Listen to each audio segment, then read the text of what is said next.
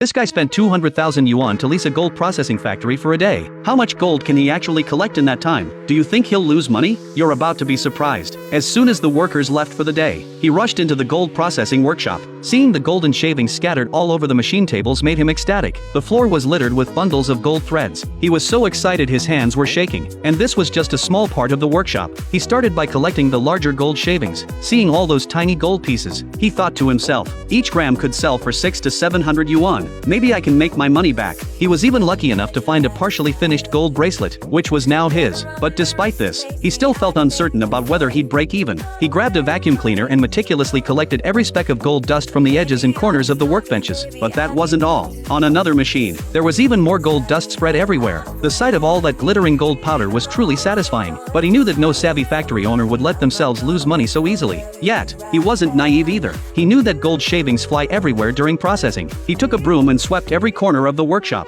not even sparing the dust. When he was done, he was stunned by how much more gold shavings he'd swept up. Next, he turned his attention to the workers' socks. Since they wore socks every day at work, those socks must have collected quite a bit of gold. So, while no one was looking, he secretly gathered up their old, smelly socks, which hadn't been washed in years. He sprinkled a little alcohol on them and set them on fire. After burning the socks, he washed and filtered the ashes. And just like that, he struck gold, literally. The pile of smelly socks yielded a surprising amount of gold. If the boss found out, he'd be furious. In the end, he had collected a big plate full of gold shavings. This was what his 200,000 yuan had bought him. But could it really cover his costs? He carefully gathered all the gold shavings and placed them into a smelting furnace. He added borax, lit a fire, and heated the mixture. He used a blowtorch at 1000 degrees to keep the gold melting. After half an hour of hard work, all the gold had melted into liquid form. He poured the molten gold into a mold. At this point, he was both nervous and excited, because whether he would break even depended on this moment. After 30 minutes, the gold had solidified in the mold, and he cooled it down in cold water. The sight of the solid gold bar made his mouth water. Do you think this gold bar was enough for him to break even? Like and subscribe.